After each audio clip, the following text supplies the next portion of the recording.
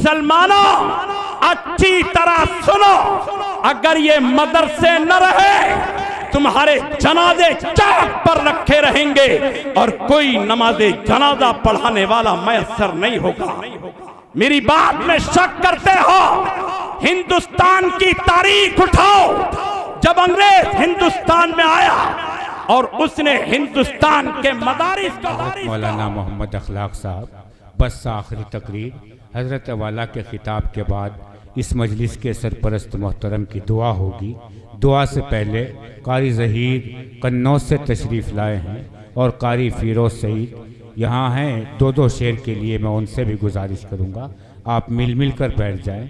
आज के यह प्रोग्राम DKA मुशायरा मीडिया की हवाले से डायरेक्ट नश्र किया जा रहा है जो दुनिया के तमाम मुल्कों में देखा जा रहा है और कारी याहिया अंसारी साहब इसकी कवरेज कर रहे हैं जो इसको नेट पर डाल देंगे, आप कभी भी देख सकते हैं।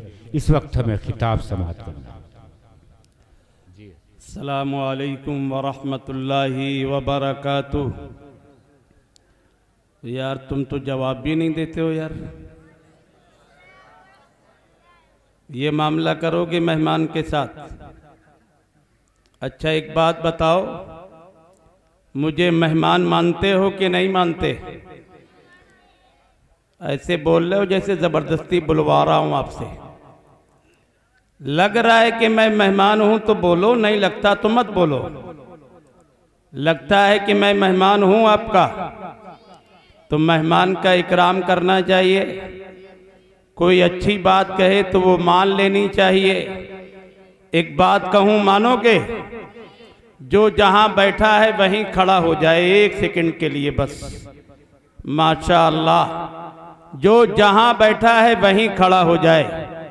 अब सब आगे होकर के बैठ जाओ, आगे आओ, सब मिलकर के बैठो। माशाअल्लाह।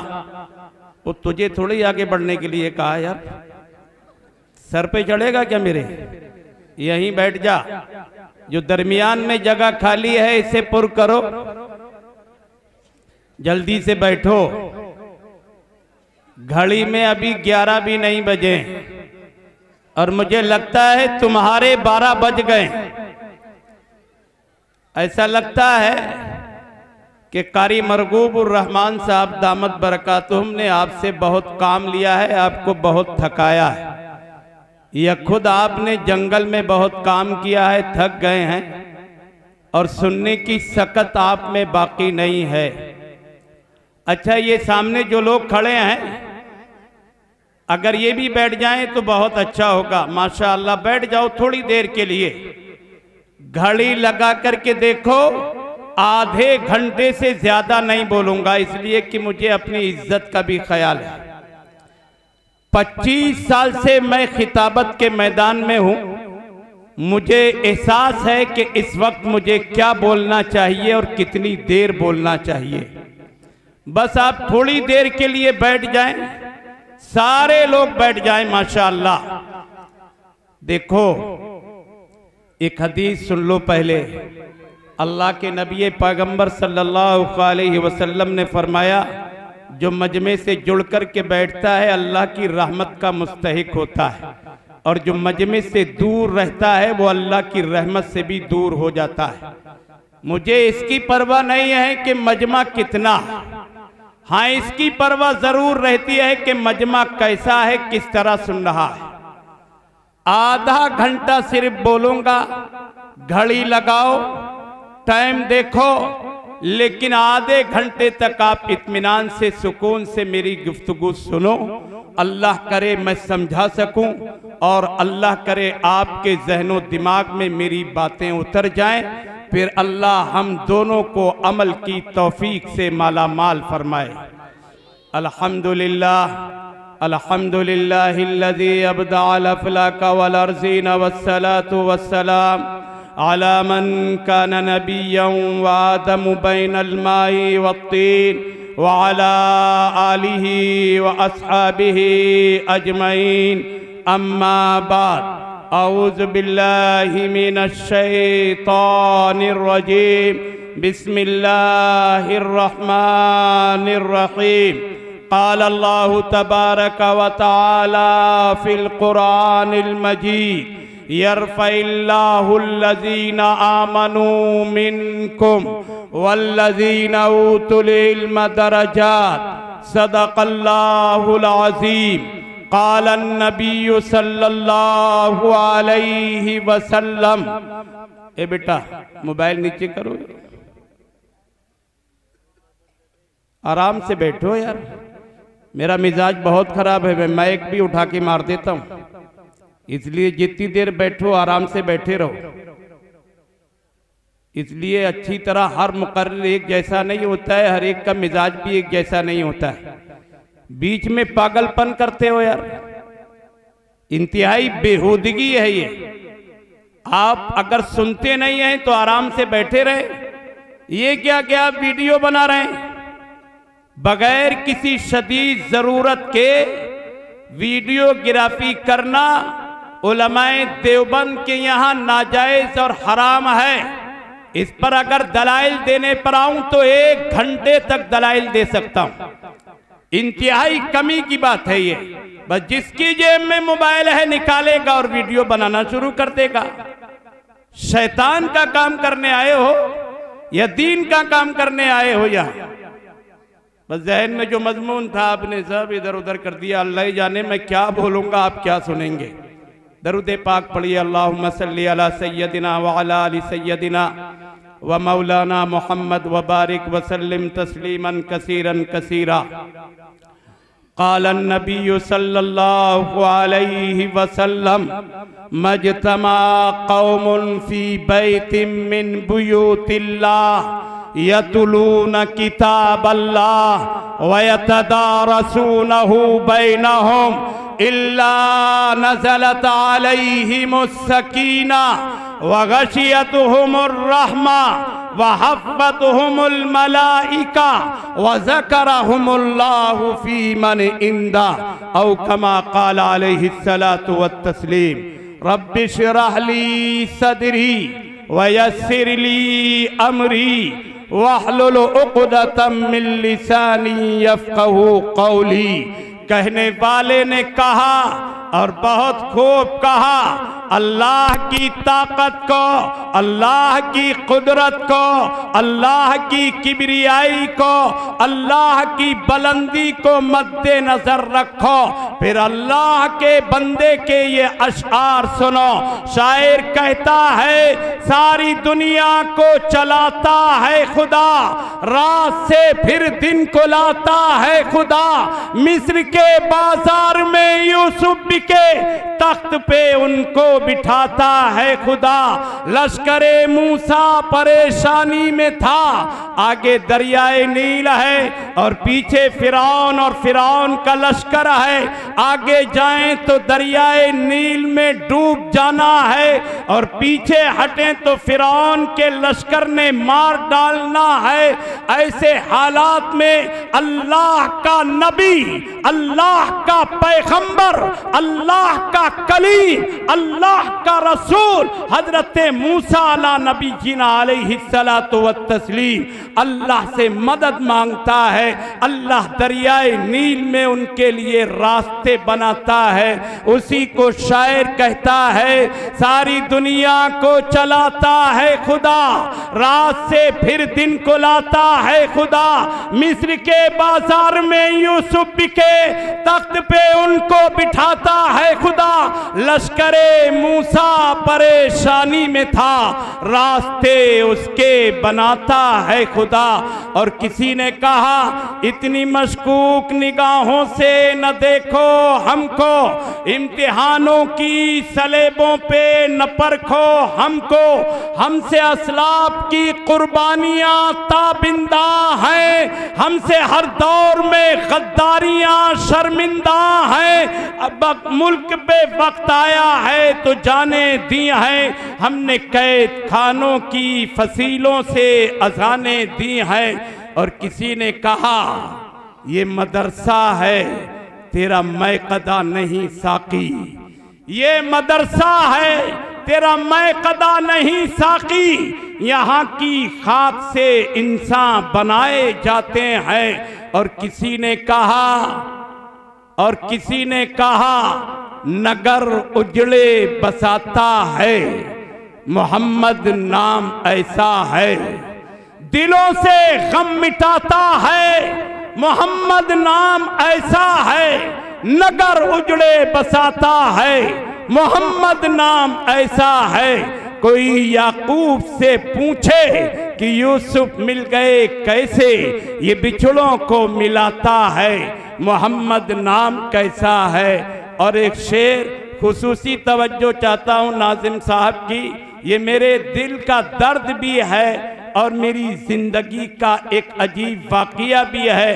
किसी ने कहा, मैंने अपनी कमज़ोरी को इस शेर में पेश किया है। शायर कहता है बहुत मुश्किल है दिल पे दिल की कहानी लिखना, बहुत मुश्किल है दिल पे दिल की कहानी लिखना, जैसे बहते हुए पानी पे है पानी लिखना।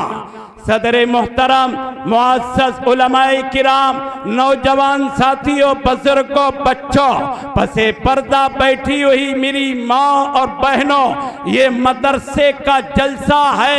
ये मदरसा कितना मयारी है, इसकी बुनियाद किसने रखी है, उसने कितनी कोशिश की है, ये सब आप जानते हैं। मैं चाहता हूँ कि चंद लम्हों में मदारिस की अहमियत को, मदारिस की कदरों मंजिलत को, मदारिस में पढ़ने पढ़ाने वालों की अहमियत को और मदारिस में खर्च करने वालों की फजीलत को आपके सामने रखूं। मैंने एक हदीस पढ़ी है जिसमें अल्लाह के नबी ने कहा, अल्लाह के पैगंबर ने कहा, इमामुल अंबिया ने कहा, खातिमुल अंबिया ने कहा, वजह तख्लीके कायनात ने कहा, मजतमा कौमुन फी बैतिम मिन बुयूतिल्लाह यतलून किताबल्लाह व यतदारसूनहु बैनहुम। अल्लाह के नबी ऐलान करते हैं कि जब कोई जमात, जब कोई गिरोह, जब कोई बंदा अल्लाह के घर में बैठता है, नबी के घर में बैठता है, मस्जिद में बैठता है, मदरसे में बैठता है, उसका मकसद ये है वो इल्मे दीन हासिल करना चाहता है, इल्मे दीन पढ़ना चाहता है, इल्मे दीन पढ़ाना चाहता है। मैं नहीं कहता, अल्लाह के नबी कहते हैं, मैं नहीं कहता, इमामुल अंबिया कहते हैं, मैं नहीं कहता, खातिमुल अंबिया कहते हैं कि ऐसी जमात पर, ऐसे गिरोह पर, ऐसे लोगों पर जो इल्मे दीन हासिल करने के लिए, कुरान पढ़ने पढ़ाने के लिए, अहदीस पढ़ने पढ़ाने के लिए किसी मस्जिद में जमा हो जाए, किसी अल्लाह के नबी के घर में जमा हो जाए और इल्मे दीन हासिल करें तो अल्लाह उन्हें इनामात से नवाजता है। वो इनाम क्या है सुनो, अल्लाह के नबी ने फरमाया, मजतमा कौमुन फी बैतिम मिन बुयूतिल्लाह यतलून किताबल्लाह व यतदारसूनहु बैनहुम इल्ला नज़लत अलैहिमुस सकीना। सबसे पहला इनाम अल्लाह उन्हें सुकून अता करता है, इत्मीनान अता करता है, उन्हें गम से निकालता है, अल्लाह उन्हें बुलंदी अता करता है, उन्हें अज़मत अता करता है। इल्ला नज़लत अलैहिमुस सकीना व गशियतहुमुर रहमा, और अल्लाह की रहमत ऐसी जमात को ढांप लेती देती है और ऐसी जमात का इहाता कर लेती है। आगे अल्लाह के नबी ने फरमाया वह हफ़्फ़तहुमुल मलाइका, और अल्लाह की रहमत के फरिश्ते ऐसी जमात को घेर लेते हैं। अगर सारी अहदीस को सामने रखा जाए तो ये बात कहने में कोई तामुल नहीं होगा कि अल्लाह की रहमत के फरिश्ते ऐसी जमात के लिए पर बिछाते हैं और ये जमात अल्लाह की रहमत के फरिश्तों के परों पर बैठती है। आगे अल्लाह के नबी ने फरमाया व ज़करहुमुल्लाहु फी मन इंदा, और इस जमात की तारीफ, इस जमात की बुलंदी और इसकी कदर व मंसिलत और इसकी मदाह अल्लाह अहकमुल हाकिमीन फरिश्तों के दरमियान करता है और फरिश्तों से इनकी तारीफ करता है। ये इनाम है उस जमात का जो मदरसे में इल्म दीन हासिल करती है और मदरसे में रह कर के कुरान और अहदीस पढ़ने की कोशिश करती है।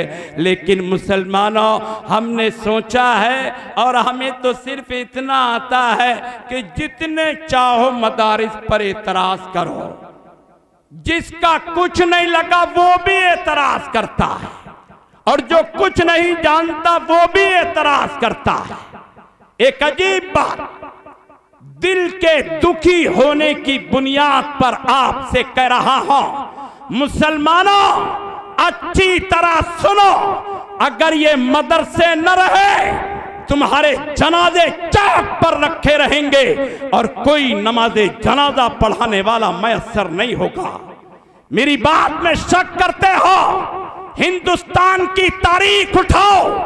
जब अंग्रेज हिंदुस्तान में आया और उसने हिंदुस्तान के मदारिस को और हिंदुस्तान के उलमा को खत्म किया, हिंदुस्तान का मुअर्रिख, जंग आजादी की तारीख लिखने वाला अपने कलम से तहरीर करता है।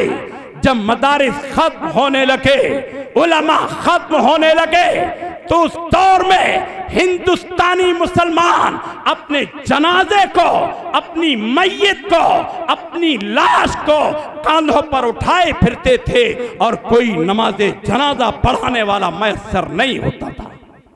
और हद तो ये है, एक एक जुमला जो माइक पर कह रहा हूं, अगर उसका हवाला पेश न कर सको, मुझे चौक पर गोली मारो, मेरे जिस्म के टुकड़े करो और फजाओं में बखेर दो, लेकिन अगर सच कहता हूं तो फिर मेरी आवाज से आवाज मिलाओ। मदारिसे दीनिया की अहमियत को समझो। आपको बताना चाहता हूं कि जंग आजादी के मौके पर जब अंग्रेज हिंदुस्तान में आया था, जाने कितने जनाजे मुसलमानों के बगैर नमाज के दफन कर दिए गए। कोई नमाजे जनाजा पढ़ाने वाला मैसर नहीं हो सका। क्या समझते हो इन मदारिस को और क्या समझते हो इनकी खिदमत को? जो मैं देख रहा हूं, जो उलमा देख रहे हैं, वो अगर आप देखने लगो, रब्बे काबा की कसम अपनी जान के नजराने मदारिस इस्लामिया के लिए पेश कर दो। इनकी अहमियत क्या है, कदर व मंजिलत क्या है? सुनो, एक वाकया सुनाता हूं, एक तहरीर आपके सामने रखना चाहता हूं। बात मेरी नहीं है, एक बहुत बड़े आलिम दीन, अल्लाह के वली, नबी के आशिक, नबी से मोहब्बत करने वाले, जिन्हें दुनिया इस्लाम मौलाना पीर जुल्फकार साहब रहमतुल्लाह दामत बरकातहुम के नाम से जानती। कितने बड़े आलिम दीन, उलमा जानते हैं। उन्होंने एक वाकया तहरीर किया है, सुनो। कहते हैं इमाम तिबरानी रहमतुल्लाह अलैह, जो बहुत बड़े आलिम दीन, मुहद्दिस, मुफस्सिर, मदरसे में पढ़ने वाले, वो अपना वाकया तहरीर करते हैं कि हम 3 साथी घरों से निकले, मस्जिद नबवी में पहुंचे, मस्जिद नबवी के मदरसे में पहुंचे और हमने वहां इल्म दीन हासिल करना शुरू कर दिया। मैं 30 साल तक सफर में रहा। इमाम तिबरानी रहमतुल्लाह अलैह कहते हैं कि एक वक्त ऐसा आया मेरे पास खाने को नहीं था, पहनने को नहीं था, बिस्तर नहीं था। इमाम तिबरानी रहमतुल्लाह अलैह कहते हैं मैं रात की तारीकी में, रात के सन्नाटे में, कड़ाके की सर्दी में मस्जिद नबवी की चटाई को अपने ऊपर लपेट लेता और जाड़े से बचने की कोशिश करता। लेकिन एक मौका ऐसा आया हमारे पास कुछ खाने को नहीं था, हम भूख से बिलख रहे थे, तड़प रहे थे। मेरे दो साथी भूख की शिद्दत को बर्दाश्त न कर सके, उन्होंने मदरसा छोड़ा, मस्जिद नबवी छोड़ी और अपने घर चले गए। इमाम तिबरानी रहमतुल्लाह अलैह कहते हैं लेकिन मैंने तय किया था अगर जान जाएगी तो इल्मे दीन हासिल करते हुए, अगर जान का नजराना पेश करूंगा तो मस्जिद नबवी में, मस्जिद नबवी के मदरसे में इल्मे दीन हासिल करते हुए। कहते हैं मैं रुक गया, नहीं गया, लेकिन मेरी हालत ये हुई कि मैं बैठ जाता तो मुझसे उठा न जाता, मुझसे चला न जाता। मैं बेइंतहा भूखा प्यासा। मैंने सोचा नबी का रोज़ा, नबी की कब्र अतहर इसी मस्जिद में है। मैं नबी का मेहमान हूं, नबी का मेहमान होने के नाते से मेरा हक बनता है अपनी भूख की शिकायत मैं नबी के रोज़े पर करो, नबी की कब्र अतहर पर करो, इमामुल अंबिया खातिमुल अंबिया रहमतुल लिल आलमीन से करो। अल्लाह का निज़ाम। इमाम तिबरानी रहमतुल्लाह अलैह कहते हैं मैं उठा, नबी के रोज़े पर पहुंचा, नबी की कब्र अतहर पर पहुंचा, सलाम व सलातो सलाम पढ़ा। मैंने तड़प करके कहा या रसूल अल्लाह, या नबी अल्लाह, या रहमतल लिल आलमीन, मैं आपका मेहमान हूं और एक हफ्ते से मुझे खाने को नहीं मिला है, थोड़ा बहुत खाने को मिला, उससे मेरा पेट नहीं भरा है।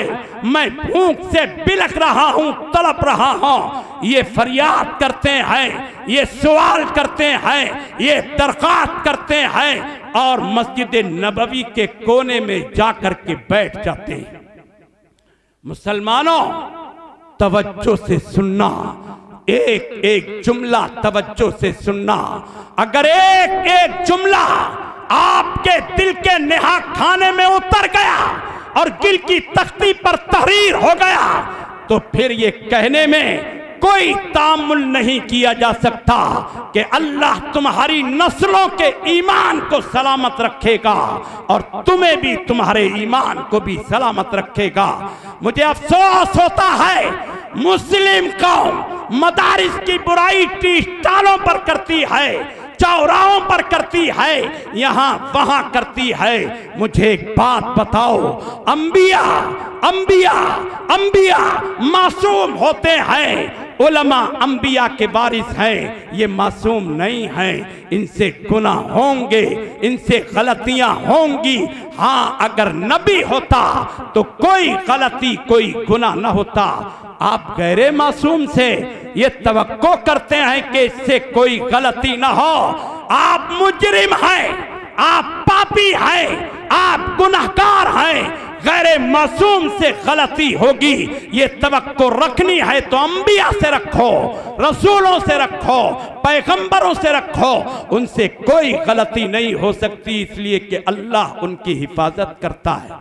अच्छा, तुम लोग किसान हो, एक बात बताओ मुझे, गन्ना जानते हो? गन्ना जानते हो कि नहीं जानते हो? गन्ना जब उगता है तो कोई गन्ना सीधा रहता है, कोई टेढ़ा हो जाता है, कोई मुड़ जाता है, कोई जमीन पर गिर जाता है।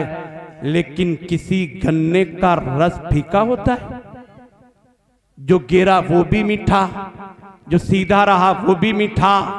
इसी तरह सुनो, पूरी जिम्मेदारी के साथ अलल ऐलान कहता हूं, डंके की चोट पर कहता हूं, ईमान की जुर्रत और ताकत पर कहता हूं, अपने इल्म और मुताले की बुनियाद पर कहता हूं, दो टोक कहता हूं, जिसे बुरा लगता है लग जाए, लेकिन हक बात अगर उलमा माइक से, स्टेज से, मिंबर से नहीं बोलेंगे तो फिर मुझे बताओ कहां बोली जाएगी।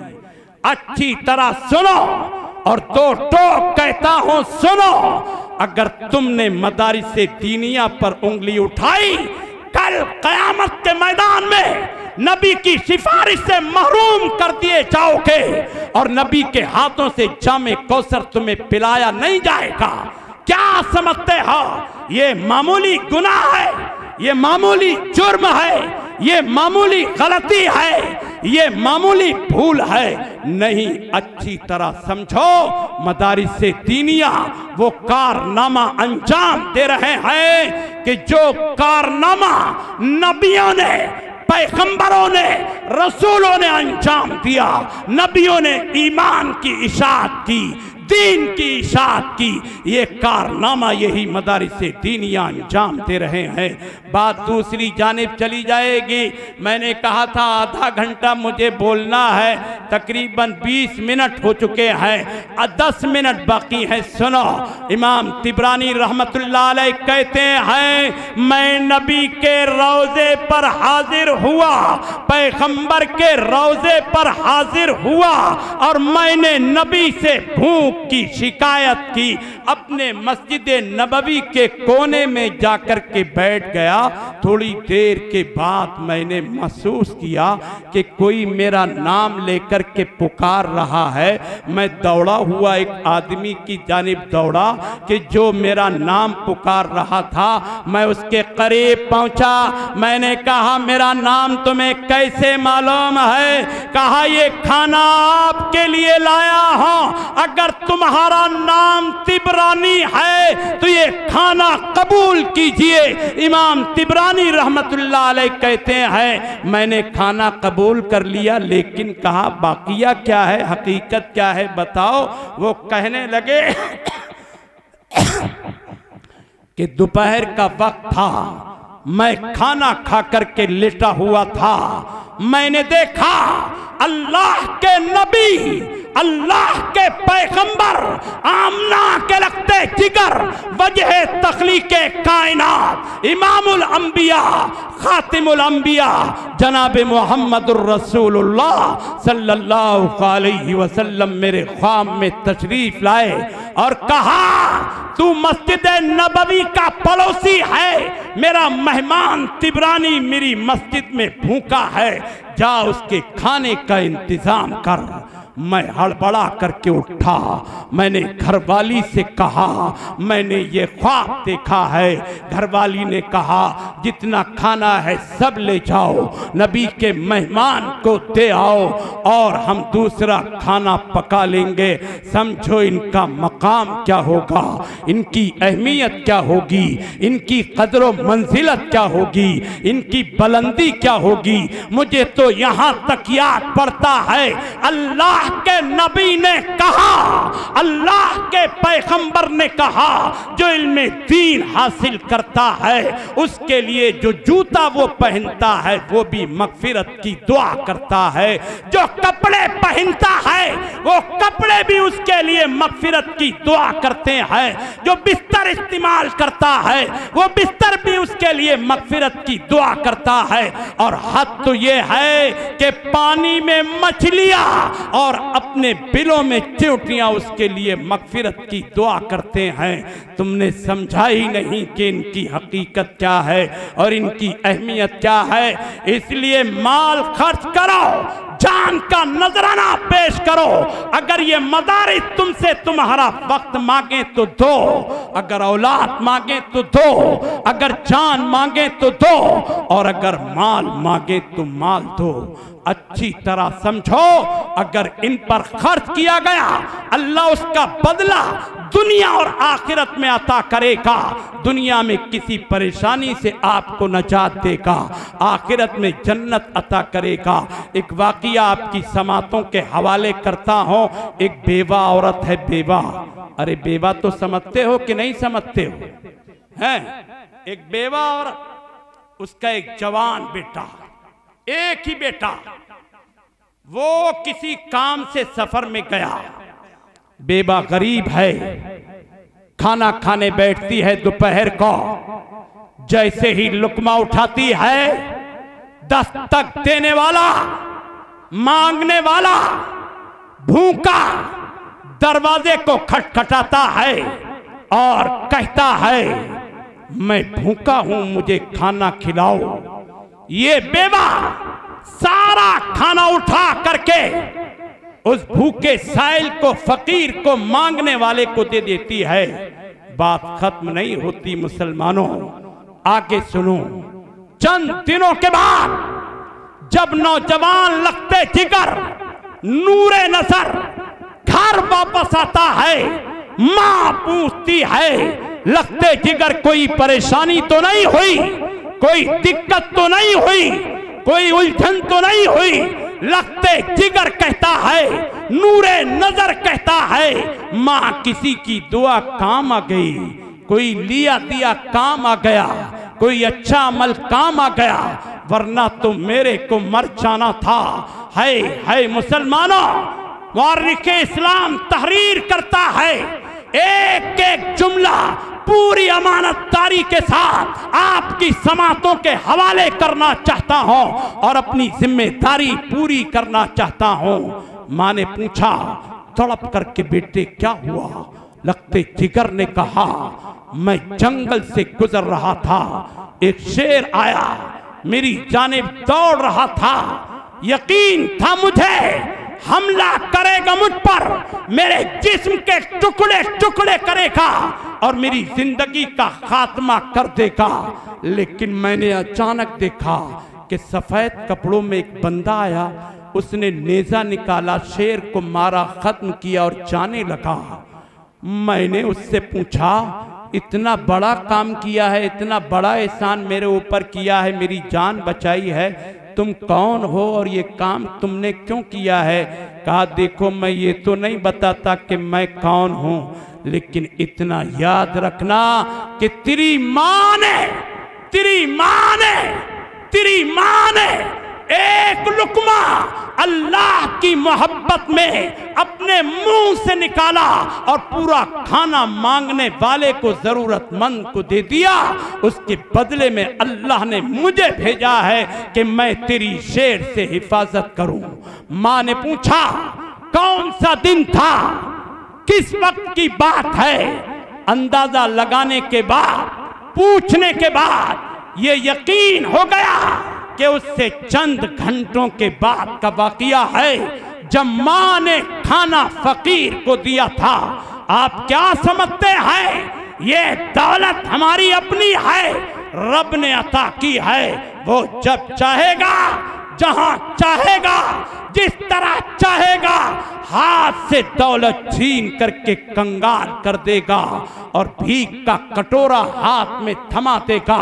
मुसलमानों, मेरा जी तो करता था कि लंबी गुफ्तगू करूं और आपको बताऊं मदारिस से दीनिया का किरदार क्या है और इनकी जरूरत, इनकी अहमियत क्या है। मुझे तो यहां तक याद पड़ता है, एक अल्लाह के बंदे ने लिखा, एक अल्लाह के बंदे ने तहरीर किया, मौलाना अबुल हसन अली मियां नदवी रहमतुल्लाह अलैह ने कहा, सुनो उनके जुमले सुनो।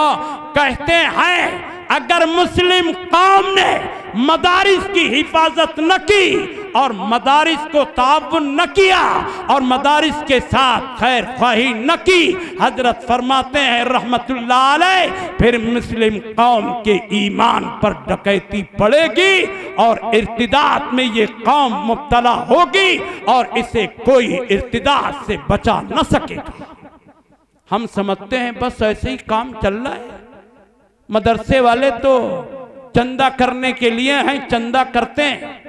अल्लाह की कसम खा करके कहता हूं और माइक पर कहता हूं, तिजारत करता हूं, तिजारत इतना कमाता हूं जो मेरी जरूरत से ज्यादा होता है। मैंने कई बार सोचा कि बंद करूं मदरसे का काम, बंद करूं मस्जिद की इमामत, बंद करूं चंदा करना। लोग फब्तियां कसते हैं, गालियां देते हैं, तानाशानी करते हैं, लेकिन मेरे ज़मीर ने मुझे झंझोड़ा और झंझोड़ करके कहा कल अल्लाह की बारगाह में क्या जवाब दोगे।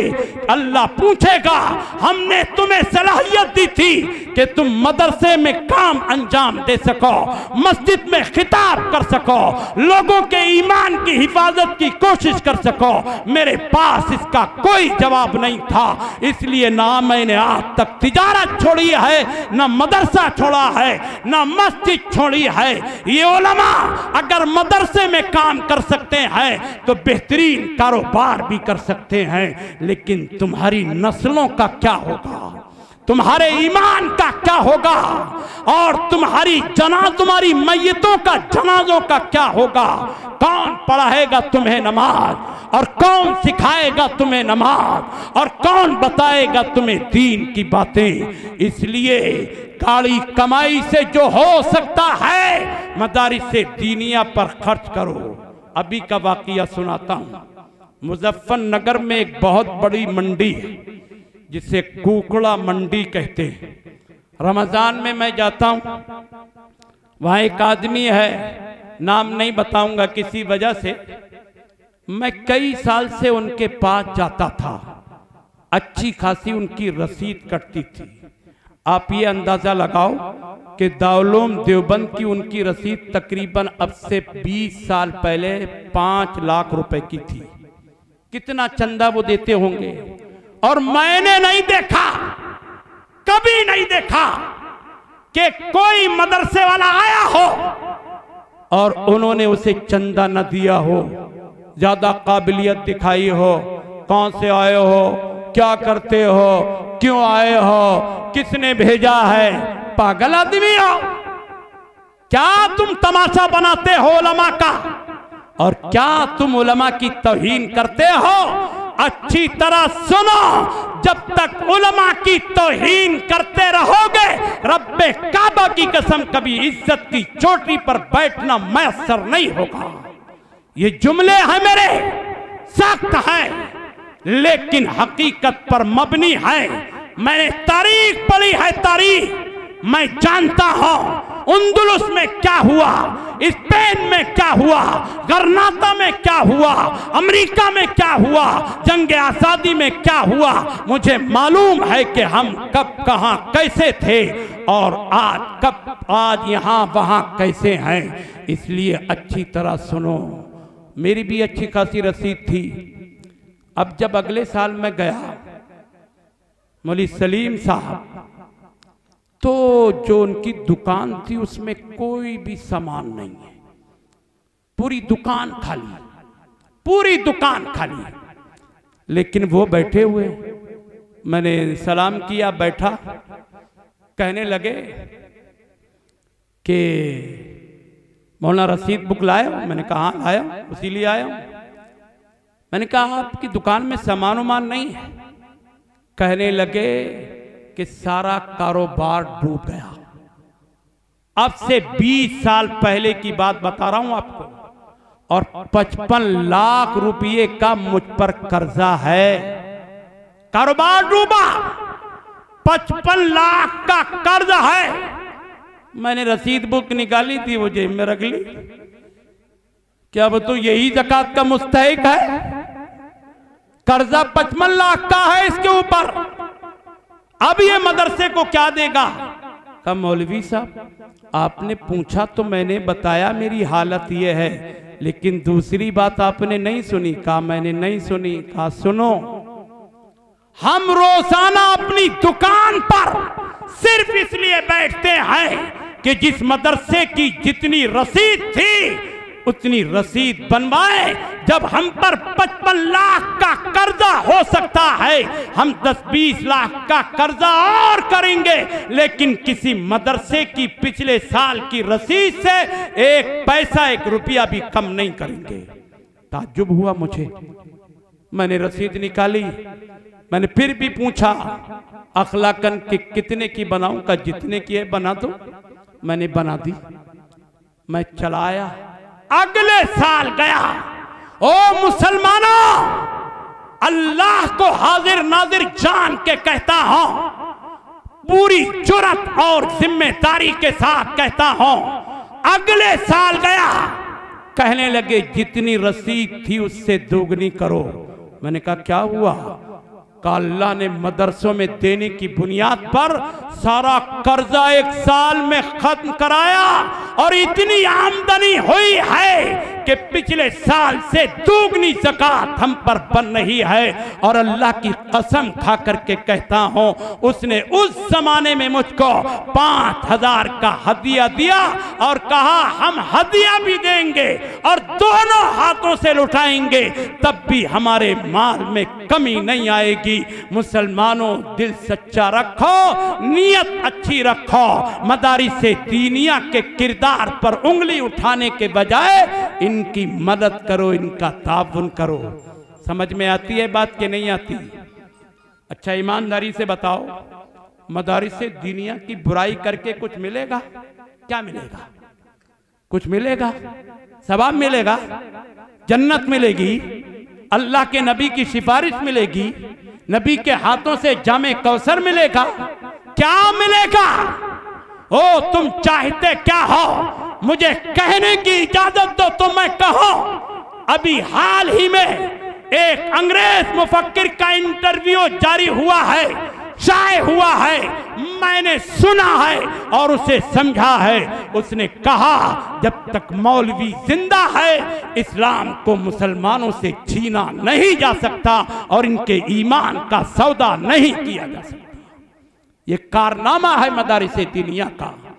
35 मिनट हो गए, 5 मिनट ज्यादा बोल गया हूं, माफ करें मुझे, मेरी माजरत कबूल फरमाए, लेकिन मेरा दिल दुखता है मुस्लिम कौम जब मदारिस पर तानो तशनी के तीर चलाती है।